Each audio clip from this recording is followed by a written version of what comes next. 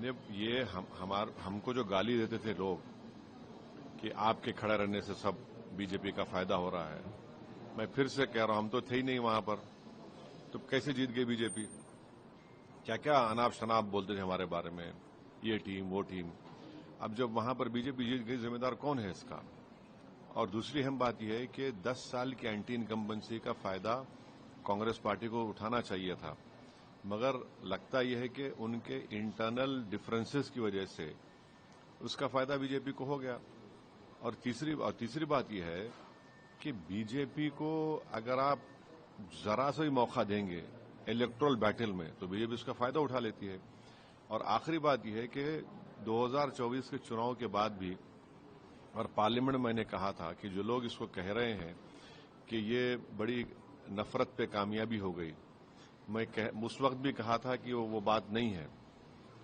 तो बीजेपी की ये कामयाबी को अब जो हो रही है अभी, इसके जिम्मेदार कौन है? तो ये है असल। कांग्रेस पार्टी पे निशाना नहीं, निशाना नहीं है भाई। मेन अपोजिशन तो आप ही है वहां पर। मेन अपोजिशन तो ओवैसी थोड़ी है। मेन अपोजिशन आप ही है।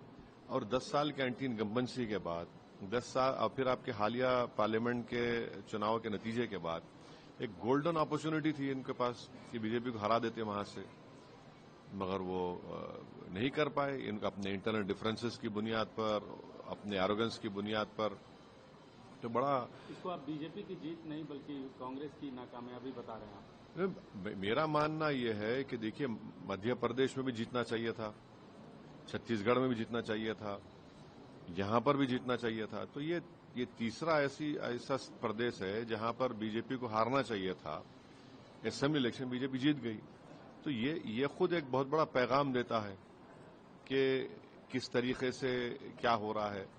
तो जहां तक मेरा ताल्लुक है, हमारी पार्टी हम तो डिसाइड के नहीं लड़ेंगे, मगर इतने बड़े लोग इस पार्टी के मुझसे भिजाए लोगों के आप चुनाव लड़िए, बोला नहीं लड़ेंगे हम अब चुनाव लड़ेंगे, अपनी तरीके से लड़ेंगे। तो ये तो ठीक नहीं हुआ, बिल्कुल ठीक नहीं हुआ। और 10 साल की एंटी इनकम्बेंसी और इनएफिशिएंसी इतनी ज्यादा थी वहां पर, तब भी फायदा नहीं उठा सकी कांग्रेस पार्टी।